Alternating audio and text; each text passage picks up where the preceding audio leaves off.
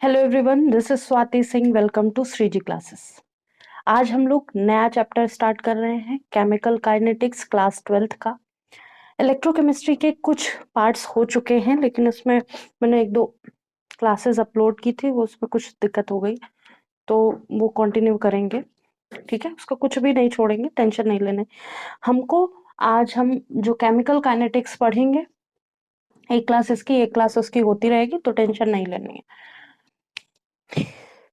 ठीक है, तो केमिकल काइनेटिक्स में जो हम बात करेंगे वो रिएक्शन किस तरह से हो रही है इस बारे में बात करेंगे। मतलब एक तरह से रेट ऑफ रिएक्शन की बात करेंगे, रेट या कह सकते हैं स्पीड ऑफ रिएक्शन, रिएक्शन कितनी तेजी से हो रही है।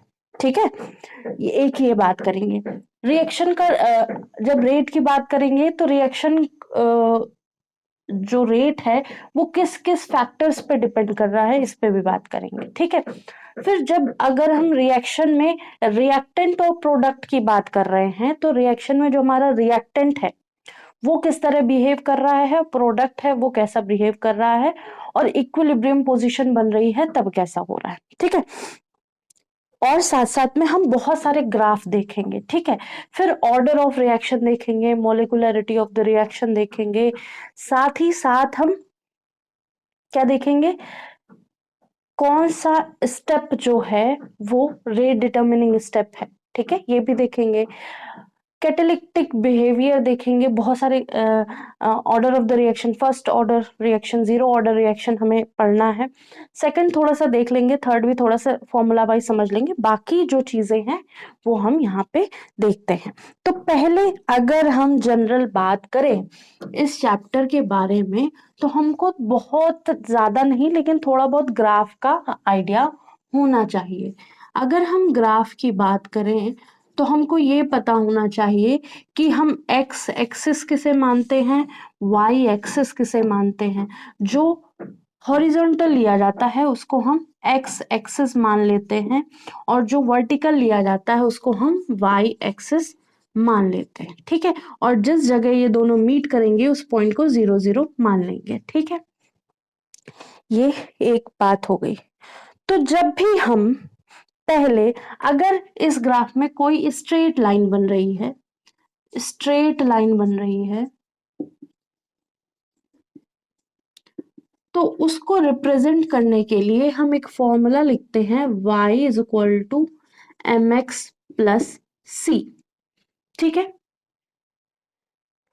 इस चैप्टर को समझने के लिए थोड़े से ग्राफ आपको आने चाहिए। थर्मोडायनेमिक्स भी अगर आप कर रहे हैं तो आपको थोड़ा बहुत ग्राफ तो आना ही चाहिए। ठीक है, तो स्ट्रेट लाइन में जब हम इस ग्राफ में स्ट्रेट लाइन रिप्रेजेंट करेंगे तो हम लिखेंगे y is equal to M x plus C.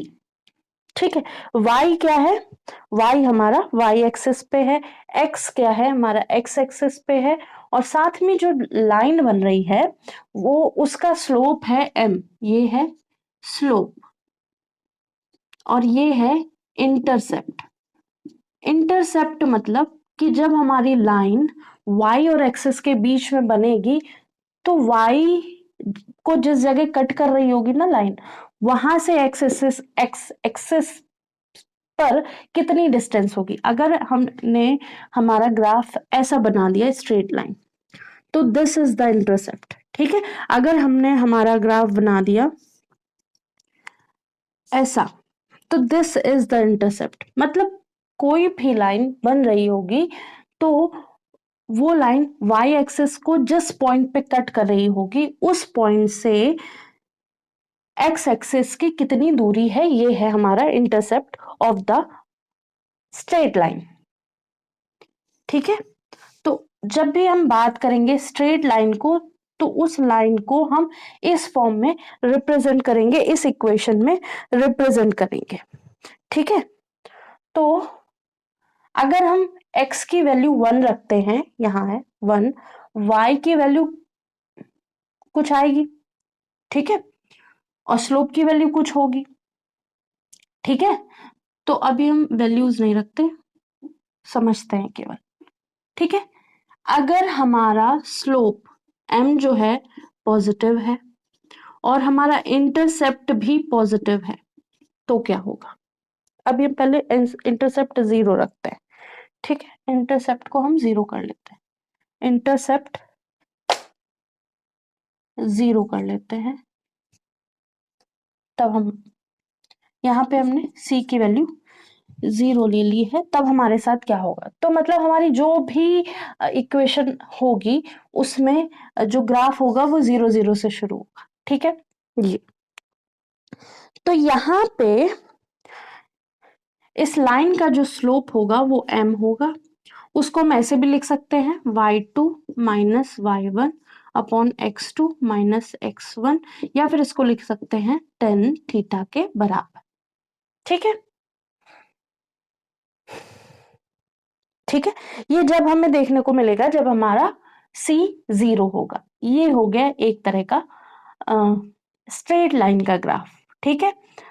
m हमेशा, m जो है स्लोप ऑफ द ग्राफ जो होगा स्ट्रेट लाइन में वो यही होगा, y2 minus y1 upon x2 minus x1 is equal to tan theta, या फिर क्या होगा change in y upon change in x, ऐसे हम लिख सकते हैं, ठीक है। तो ये हमारा फर्स्ट ग्राफ हो गया, ए नाम दे दिया, ठीक है। सेकंड ग्राफ की बात करें तो सेकंड ग्राफ में अगर हमारा यहाँ पे स्लोप पॉजिटिव है, अगर स्लोप नेगेटिव है, ठीक है, अगर स्लोप नेगेटिव है और जो इंटरसेप्ट है वो भी 0 है, ठीक है, स्लोप हमारा नेगेटिव है और इंटरसेप्ट 0 है, तब क्या होगा, तो ये होगा हमारा ग्राफ, ठीक है। स्लोप हमारा नेगेटिव है, ठीक है, स्लोप हमारा नेगेटिव है और इंटरसेप्ट 0 है, तब ये ग्राफ होगा। ये हो गया हमारा सेकेंड ग्राफ, ठीक है। अब थर्ड ग्राफ पे आएंगे। थर्ड ग्राफ में क्या करेंगे, हम m is equal to positive कोई वैल्यू ले लेंगे और हमारा इंटरसेप्ट भी कोई वैल्यू पॉजिटिव में है, ठीक है। जब ऐसा कुछ हो रहा होगा थर्ड ग्राफ में तो हम क्या करेंगे, इसको सी लिख देते हैं। तो m पॉजिटिव है, m पॉजिटिव है मतलब हमारा ग्राफ इस दिशा में जाएगा, लेकिन जो इंटरसेप्ट है वो 0 नहीं है, और जब इंटरसेप्ट 0 नहीं है, कोई पॉजिटिव वैल्यू है, तो वो पॉजिटिव वैल्यू कहाँ होगी, y एक्सेस में होगी। y पॉजिटिव कहाँ होता है, अबव द सरफेस, तो ऐसा कुछ हमें ग्राफ देखने को मिलेगा। तो यहाँ सॉरी m पॉजिटिव होगा और इंटरसेप्ट जो c है वो भी पॉजिटिव होगा, तो दिस इज थर्ड ग्राफ। तो ये हमारा स्ट्रेट लाइन का थर्ड ग्राफ है, ठीक है। और अगर हम आगे बढ़ते हैं तो हम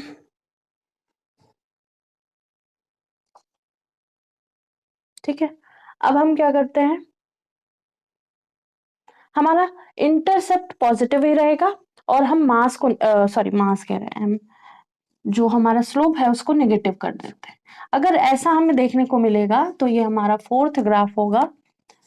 फोर्थ ग्राफ में हम क्या देखेंगे, फोर्थ ग्राफ में हम ये देखेंगे कि जो हमारा स्लोप है वो नेगेटिव है, स्लोप नेगेटिव है मतलब डाउनवर्ड जाते हुए दिखेगा, डाउनवर्ड स्लोप होगा, और हमारा इंटरसेप्ट जो है वो पॉजिटिव होगा, तो इस तरह का ग्राफ हमें दिखेगा। तो यहाँ पे m जो है नेगेटिव है और इंटरसेप्ट जो है वो पॉजिटिव है, ठीक है। तो कुछ कुछ कॉमन हम देख लेंगे जहां हमें चीजें समझनी है, ठीक है।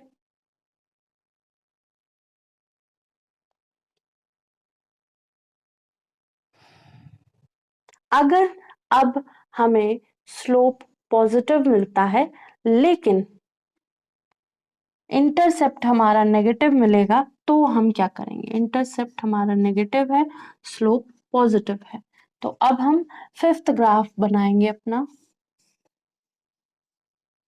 ठीक है, होप सो अभी तक चीजें बहुत ज्यादा डिफिकल्ट नहीं होगी।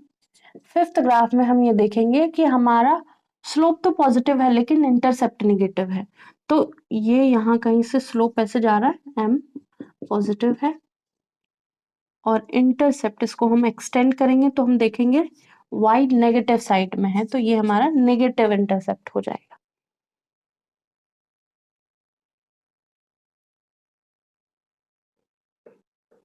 ठीक है, और इसी के साथ अगर हम मास क्यों आ रहा आज, स्लोप अगर निगेटिव कर देते हैं, इंटरसेप्ट भी निगेटिव करते हैं, तो हमें सिक्स्थ ग्राफ देखने को मिलेगा।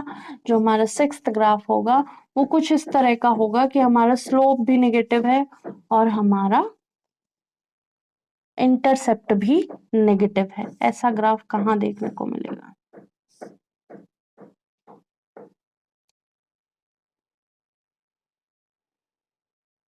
स्लोप भी नेगेटिव, इंटरसेप्ट भी नेगेटिव। अभी तक हमने जो बात करी है सारी हमने किसके रिस्पेक्ट में करी है? स्ट्रेट लाइन के रिस्पेक्ट में करी है। ठीक है, तो ये वाला ग्राफ हमें कुछ ऐसा देखने को मिलेगा। ये नेगेटिव वाई इंटरसेप्ट है और स्लोप भी हमारा नेगेटिव है। इसको नोट कर लीजिए, बहुत इंपॉर्टेंट है कॉन्सेप्ट, बहुत शॉर्ट में समझाया है। अगर आप 12th में हैं, आपके पास मैथ्स है, तो ये सारी चीजें आपको बहुत हद तक आती होंगी। नहीं आ रही हैं तो एक बार समझ लीजिए। अब हम नेक्स्ट ग्राफ देखेंगे। जो नेक्स्ट ग्राफ है हमारा वो बेस्ड होगा एक्सपोनेंशियल ग्राफ। किस तरह का होगा? पॉजिटिव एक्सपोनेंशियल ग्राफ और नेगेटिव एक्सपोनेंशियल ग्राफ। इसको रब कर देते हैं। नेक्स्ट जो ग्राफ हम देखेंगे या फिर जो हमें जनरली देखने को मिलेंगे हमारे केमिकल काइनेटिक्स में, उनमें हमें जो सेकंड ए और बी ये एक्सपोनेंशियल ग्राफ मिलेंगे, जहां पे y is equal to, this is the equation of exponential graph. ठीक है, ये एक्सपोनेंशियल जो ग्राफ है या एक्सपोनेंशियल कर्व है उसकी इक्वेशन होगी y is equal to e to the power x। ठीक है, e की पावर कुछ है 1 2 3 0 कुछ भी ले सकते हैं, और यहाँ पे y is equal to e to the power minus x। ठीक है, तो ग्राफ तो हमारा वही रहेगा, मतलब x और y एक्सिस वही रहेंगे। यहाँ पे ये y एक्सिस है, ये x एक्सिस है। और ग्राफ अगर आपको देखना नहीं आता है कैसे क्या देखा जाता है तो भी एक बड़ी समस्या हो जाती है, तो अभी हम देखना शुरू करते हैं। तो ऐसे करते हैं कि अगर e की x की वैल्यू, जैसे हमने यहाँ ये लिया, ऐसे x की वैल्यू रखते जाते, स्ट्रेट लाइन में भी करना चाहते थे लेकिन स्ट्रेट लाइन मोस्टली लोगों को आ रहा होगा। ऐसे हम मैक्सिमम 2 वैल्यू लेंगे, इधर x लिख लेंगे, इधर y लिख। अगर हमने x की वैल्यू 0 लिखी, अगर हमने x e की पावर 0 ली, तो y की वैल्यू कितनी आएगी?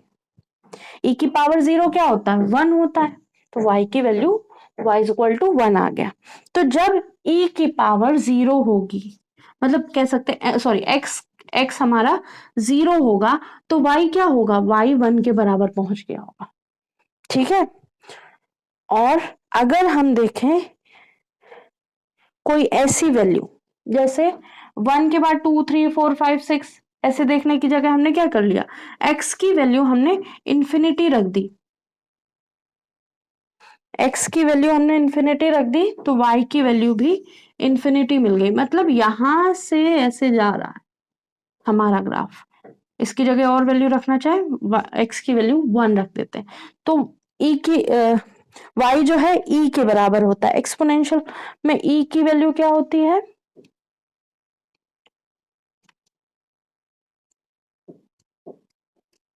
पढ़ा होगा आप लोगों ने, नहीं पढ़ा होगा तो हम बोल देते हैं वैल्यू होती है 2.718, ठीक है। तो ये जब x 0 होगा तो y हमारा 1 आ रहा होगा, ठीक है। और जब हमारा x1 होगा तो y 2 पॉइंट समथिंग आ रहा होगा, ठीक है। 2.718 या 2.72 लिख सकते हैं, 72 लिख दो यहाँ पे, ये आ रहा होगा, ठीक है। और इसके आगे हम और वैल्यू रखें, ठीक है, ई स्क्वायर रख कर दें, एक्स की पावर 2 कर दें, तो ये बढ़ती चली जाएगी। और साथ साथ एक और हम वैल्यू देख लेते हैं कि इधर तो हमने देख लिया, इधर इसके साथ क्या हो रहा है, इधर क्या हो रहा है। एक्स की वैल्यू अगर माइनस इन्फिनिटी रख दी तो क्या होगा, तो इन्फिनिटी पे y जो है ऑलमोस्ट 0 हो जाएगा। तो यहाँ इसके बाद ये ग्राफ 0 की तरफ जाते हुए हमको दिखेगा, ठीक है। टेंस टू 0 होगा, कभी 0 को मिलेगा नहीं, ठीक है, ऐसा कह सकते हैं। अगर हम इसी ग्राफ में क्या करें, एक x वैल्यू ले लें, एक y ले लें। x की वैल्यू अगर हम 0 रखते हैं, x की वैल्यू अगर हम 0 रखते हैं तो ये तो 0 हो गया, ये 0 हो गया, तो y की वैल्यू कितनी आ गई, 1 आ गई। तो ये भी यहां हमें दिखेगा, जहां x 0 होगा वहां y हमें 1 दिखेगा, ठीक है। फिर हमने क्या किया, x की वैल्यू 1 रख दी, x की value e to the power -1, तब क्या वैल्यू आएगी,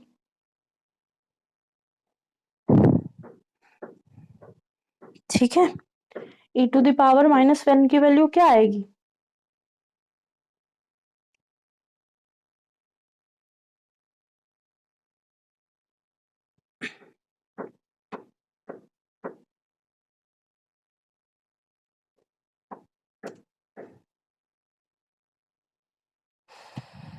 तो e की जो वैल्यू आएगी e की पावर -1, मतलब -1 यहाँ कहाँ होगा, पहले ये भी तो ढूंढना पड़ेगा। -1 इधर कहीं होगा, -1। अब इस जगह पे जो वैल्यू आई है, इसको छोटा लिख देते हैं, ये y एक्सिस, ठीक है। इस जगह पे जो y की वैल्यू आएगी वो कितनी आई, 0.36 के आसपास आई, 0.36 के आसपास आई है। तो हमने ये देखा कि ये ग्राफ इधर की ओर जा रहा है, ठीक है, इधर की ओर जा रहा है। फिर हमने क्या रखा, 0.36 रख दिया। फिर हम एक बार इन्फिनिटी रख के देख लेते हैं। x की वैल्यू इन्फिनिटी रखी, x की वैल्यू इन्फिनिटी रखी तो क्या हुआ, y की value e to the power minus infinity हो गई, माइनस इन्फिनिटी हो गई तो कहाँ चला गया, जब हमने x पॉजिटिव रखा था तो ये 0 के ऑलमोस्ट, तो ये इधर 0 जा रहा है, इधर की तरफ, ठीक है। अगर हमने माइनस इन्फिनिटी रखी तो क्या होगा, इन्फिनिटी की तरफ चला जाएगा, तो ये किधर चला जाएगा, ये यहां से ऐसे होके ऐसे ऐसे चला जाएगा। तो यहाँ पे हमको ऐसा ग्राफ देखने को मिलेगा, ठीक है, ऐसा ग्राफ देखने को मिलेगा, इस तरह का, यहाँ पे कट करेगा और यहाँ के बाद 0 की तरफ जाता हुआ देखिए। तो ये पॉजिटिव ग्राफ है, जहाँ पे एक्सपोनेंशियल जो हमारी x की वैल्यू है वो पॉजिटिव है, यहाँ पे x की वैल्यू नेगेटिव है, ठीक है। तो सो ये समझ में आया होगा, ये सेकंड ग्राफ हमारा कंप्लीट हो गया। थर्ड जो हमें ग्राफ यहाँ पे देखने को मिलेंगे, वो ये सब ग्राफ इसलिए बताना है क्योंकि कभी कभी ग्राफ के क्वेश्चन आते हैं, ग्राफ देकर आपको पूछा जाता है कि कौन सा रेट रिएक्शन हाई है, या फिर दो तरह की गैसेस दे दिए जाएंगे, वो लिक्विफाई कैसे कर रही हैं, कुछ भी रेट कांस्टेंट कैसे वैल्यूज निकाली जाएंगी, कंसंट्रेशन कैसा, किसी के भी रिस्पेक्ट में दिया होगा और उसके रिस्पेक्ट में दूसरी वैल्यू पूछी होगी, ठीक है। तो वो कंपेयर करके एक तरह से बतानी होगी, ये नहीं एग्जैक्ट वैल्यू नहीं बतानी होगी, लेकिन कंपेयर करके बतानी होगी, ठीक है। अगर हम थर्ड ग्राफ की तरफ बढ़े, थर्ड ग्राफ हमारा पैराबोलिक ग्राफ है। तो फर्स्ट क्लास जो है हमारी पूरी ग्राफ पे बेस होगी, ठीक है। पैराबोलिक ग्राफ, पैराबोलिक ग्राफ में क्या होगा, पहले जो हम ग्राफ देखते हैं जहां पे y is equal to x square होगा, कैसे y is equal to x square, मतलब जो हमारी ये कार्टेशियन सिस्टम है, इसमें हमने हॉरिजॉन्टल एक्स एक्सिस ले रखा है, वर्टिकल वाई एक्सिस ले रखा है। ठीक है, जब हमने ऐसा किया, हमने x की वैल्यू 1 रखी तो y की वैल्यू भी 1 आई, तो मतलब यहाँ पे 0 0 था, x की वैल्यू 1, y की वैल्यू 1, तो यहाँ पे हमें ये ग्राफ मिला। ठीक है, x की वैल्यू 0 रखी, y की वैल्यू भी 0 हो गई। ठीक है, फिर हमने x की वैल्यू -1 रखी तो भी क्या हुआ, y की वैल्यू 1 हो गई। ठीक है, x की वैल्यू 2 रखी तो y की वैल्यू 4 आ गई। ठीक है, x की वैल्यू -2 रखी तो y की वैल्यू 4 हो गई। ठीक है, तो मतलब हम अगर x नेगेटिव भी रख रहे हैं, हमारा y पॉजिटिव आता जा रहा है, तो ये पैराबोलिक ग्राफ होगा पहला। ठीक है, अगर यहाँ पे हम कुछ चेंज देखते हैं,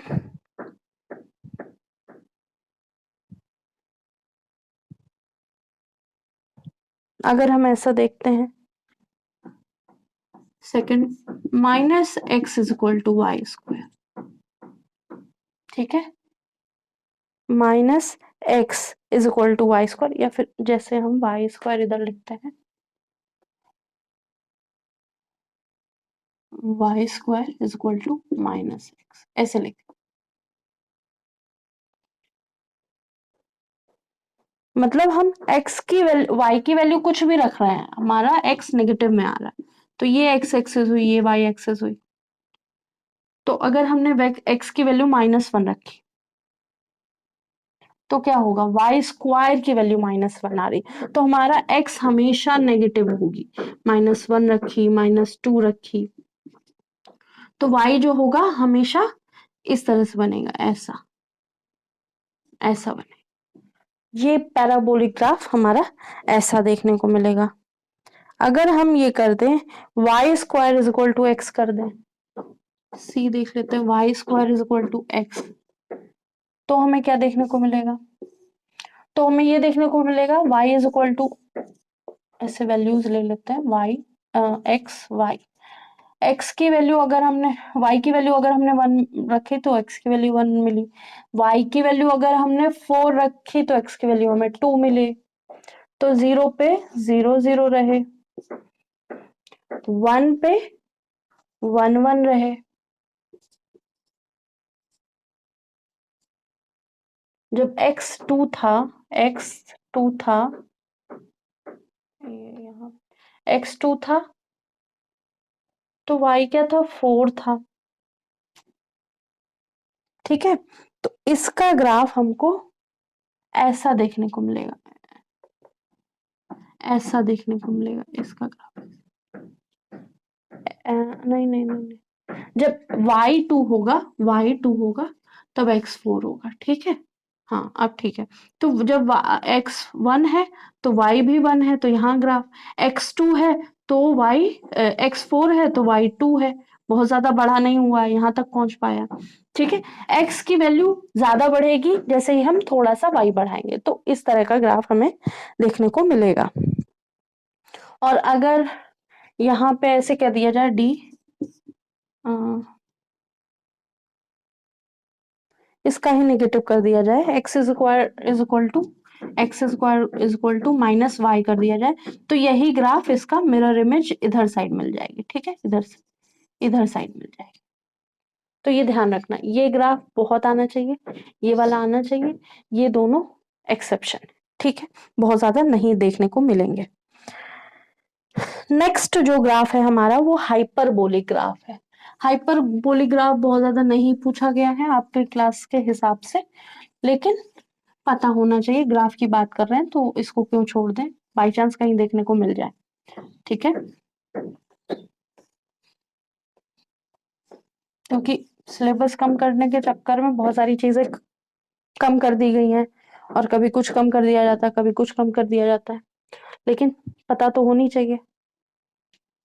और फिर जब हम कॉम्पिटिटिव एग्जाम में आते हैं तो हमको लगता है कि अरे ये तो आता ही नहीं, ये तो पढ़ा ही नहीं, ये तो क्लास में था ही नहीं, ये आउट ऑफ सिलेबस है, ये बुक में ही नहीं था। तो नेक्स्ट हम बात करेंगे हाइपरबोलिक की।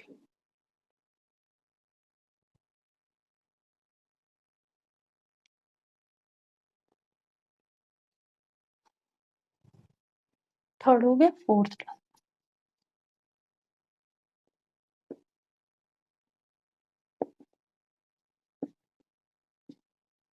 हाइपरबोलिक में मतलब क्या होगा, जो भी जो पैराबोलिक था, इससे पहले वाला पैराबोलिक ग्राफ था, उसी में थोड़ा सा एक्स्ट्रा हमको देखने को मिलेगा। तो यहाँ पे क्या होगा, x की पावर समथिंग y की power something is equal to constant. इस तरह का अगर हमें कुछ देखने को मिलेगा तो उस इक्वेशन का ग्राफ जो होगा वो हाइपरबोलिक कहा जाएगा। ठीक है, मान लो हमने x की a की वैल्यू 1 रखी, तो x की वैल्यू 1, y की वैल्यू 1, तो हमारा ग्राफ कुछ ऐसा देखने को मिलेगा।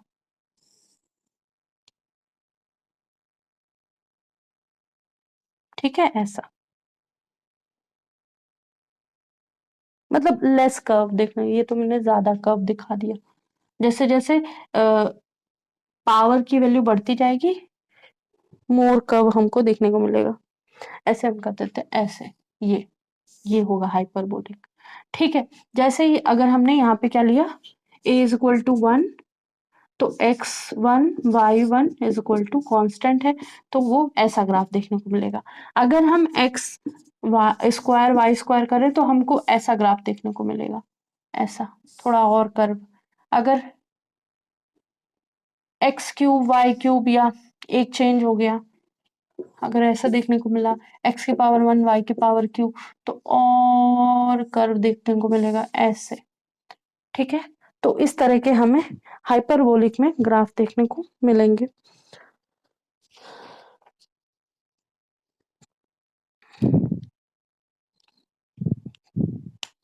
तो होप सो ये ग्राफ समझ में आ गए होंगे।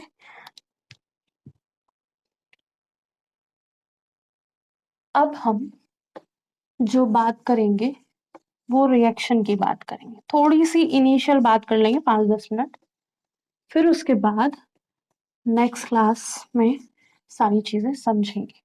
सबसे पहले जो रिएक्शन हम देखेंगे उसमें यहाँ पे केमिकल काइनेटिक में रेट ऑफ रिएक्शन देखेंगे,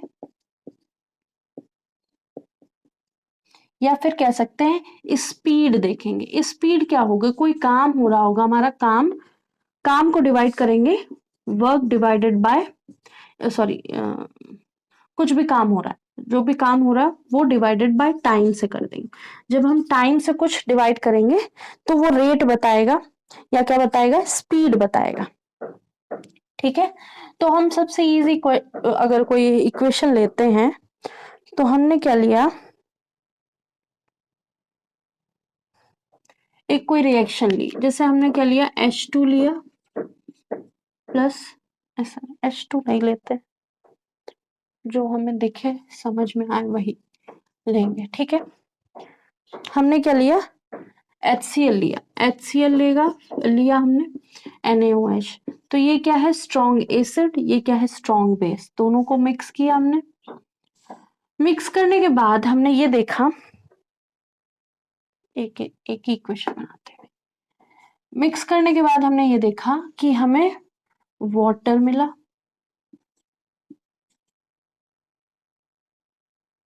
H2O, और क्या मिला, NaCl, वाटर और सॉल्ट मिला।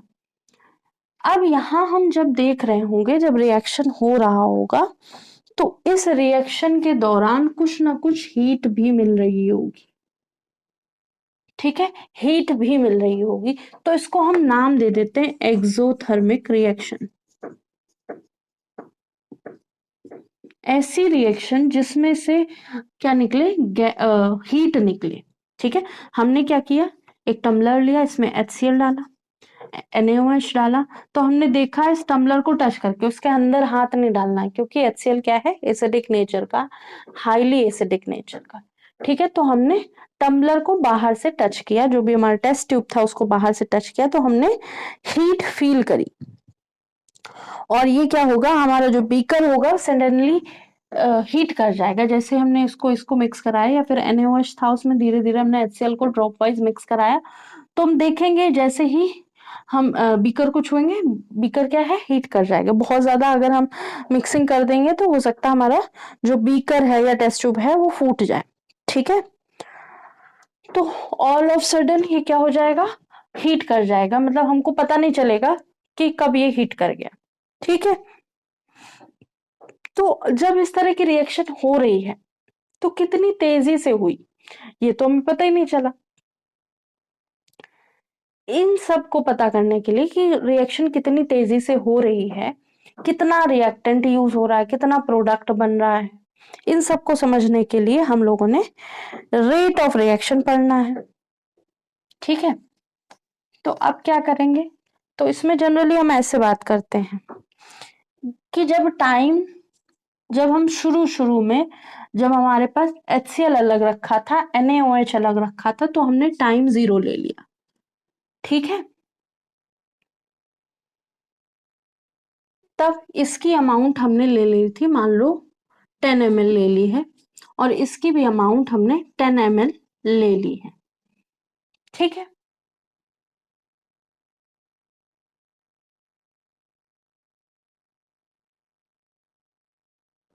ठीक है, और जैसे तब हमारे प्रोडक्ट की वैल्यू ये 0 थी, ये 0 थी। जैसे ही हमने देखा, जैसे हमने मिक्स किया, 2 सेकंड बाद हमने देखा इसकी अमाउंट 0 हो गई, इसकी अमाउंट 0 हो गई, ये 10 ml बन गया, ये भी 10 ml बन गया, साथ में कुछ हीट भी निकली। हीट निकली मतलब हमारा जो बीकर था जिसमें हमने हीट किया था वो गर्म हो गया। ठीक है, इस तरह से हुआ। तो जब इस तरह का बिहेवियर हम देख रहे होंगे तब हम वहां पे रेट पे बात, मतलब 2 सेकंड में ये पूरा रिएक्टेंट प्रोडक्ट में चेंज हो गया। ठीक है, तो ये एक तरह से हम देखेंगे। ठीक है, रेट पॉजिटिव है, रेट नेगेटिव है, या फिर कह सकते हैं रिएक्टेंट के टर्म में कहेंगे रेट जो है पॉजिटिव होगा, ज्यादातर हमेशा हमेशा पॉजिटिव ही दिखेगा रेट। ठीक है, कि रिएक्शन हो रही है तो दिखेगा, या फिर नो रिएक्शन होगी। रिएक्टेंट्स के टर्म में, इनके टर्म में, मतलब अगर हम रेट की बात करेंगे तो इनके टर्म में क्या होगा, कम हो रही होंगी चीजें।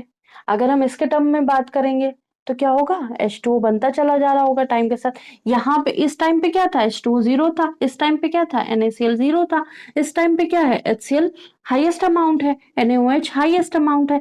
जैसे ही टाइम बढ़ा रिएक्शन होनी शुरू हुई, हमारा HCl घटना शुरू हुआ। अगर हम फर्स्ट सेकंड पे देखते हैं, मिलाने के 1 सेकंड बाद देखते हैं तो इसके 5 ml मिल गया था, इसके 5 ml मिल गए थे, और इसके 5 ml बन गए थे, सॉरी इसके 5 ml बच गए थे, इसके 5 ml बच गए थे, और इनके 5-5 ml बन गए थे।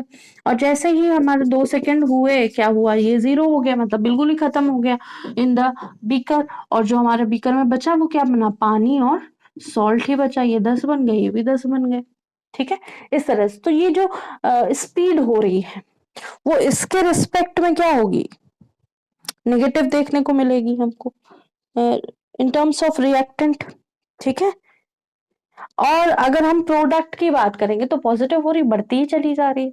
ठीक है, तो रेट किसके रिस्पेक्ट में बोला गया है, ये है प्रोडक्ट के रिस्पेक्ट में ऑलवेज पॉजिटिव होगी, और रिएक्टेंट के रिस्पेक्ट में नेगेटिव होगी। लेकिन अगर हम रेट की बात करें तो रेट हम हमेशा पॉजिटिव ही लिखेंगे। फिर रेट का यूनिट क्या है, मास के रिस्पेक्ट में लॉ ऑफ मास एक्शन भी हम देखेंगे। तो बहुत सारी चीजें हैं, नेक्स्ट क्लास से सारी 0 से स्टार्ट करेंगे, क्योंकि यहाँ पे तो हमने ग्राफ लिया है। आज थोड़ा बहुत चीजें समझ में आई होगी किस तरह से रिएक्शन कर रही है। ठीक है, अगर हम वाटर एग्जाम्पल लें तो वाटर में हमने क्या किया, जैसे हमने वाटर एग्जाम्पल ले लिया तो H2 ऐसे नहीं, इसको हटाते हैं। अगर मान लेते हैं हम वाटर बनाना चाहते हैं, वाटर बनाने के लिए क्या करते हैं, हाइड्रोजन को ऑक्सीजन में मिक्स करते हैं, साथ में प्रॉपर टेम्परेचर देते हैं, H2 प्लस हाफ O2, साथ में हमने कुछ एनर्जी दी, एनर्जी यहाँ पे हमने दी है, तो क्या बना रहा हमारा H2O बना। जब ऐसा हुआ तो हम एनर्जी दे रहे हैं, एनर्जी दे रहे हैं तो एंडोथर्मिक हो जाएगा। तो इनिशियली जब टाइम 0 था, हमारा H2 अलग रखा था, हाफ O2 अलग रखा था, तो इसके 10 थे, इसके 5 ले लिए हम लोगों ने, तो यहाँ 0 बना था। जैसे ही हमने मिक्स किया, 2 सेकंड बाद देखा कि इसके 5 खत्म हो चुके थे, इसके 2.5 खत्म हो चुके थे, इसके 5 बन गए थे। फिर हमने देखा 5 सेकंड बाद, तो ये कुछ नहीं बचा था, ये भी कुछ नहीं बचा था, और ये पूरे पूरे 10 बन गए थे। ठीक है, तो ऐसा देखने को मिल सकता है। ठीक है, तो ये जो प्रोसेस हो रहा है, इस प्रोसेस को डिकोड किया जाएगा। ठीक है, इस प्रोसेस को कैसे हो रहा है, कैसे कैसे हमारे धीरे धीरे रिएक्टेंट कम होते जा रहे हैं, कैसे कैसे हमारे प्रोडक्ट बढ़ता चला जा रहा है। ठीक है, तो ये सारी चीजें हम देखेंगे केमिकल काइनेटिक्स में। इसके साथ ही हम लोग कैटलिस्ट की भी बात करेंगे, अरहेनियस इक्वेशन, एक्टिवेशन एनर्जी, जो रिएक्शन को एक्टिवेट करते हैं, उसकी बारे में बात करेंगे। तो सारी बातें होंगी। इलेक्ट्रोकेमिस्ट्री के लिए कोई टेंशन नहीं लेनी, उसका जो थ्योरी वाला पार्ट है मैक्सिमम पूरा हो गया, थोड़ा रह गया क्योंकि हम इंटेक्स क्वेश्चन के साथ कराने की कोशिश कर रहे थे, तो वो रह गया, वो होगा। ठीक है, नेक्स्ट क्लास उसकी ही होगी, उसके बाद फिर ये करें। ठीक है, तो होप सो आज की क्लास समझ में आई होगी। लाइक कीजिएगा, सब्सक्राइब कीजिएगा, शेयर कीजिएगा, बताइएगा क्लासेस कैसी लग रही हैं, प्लीज जरूर बताइएगा। Thank you.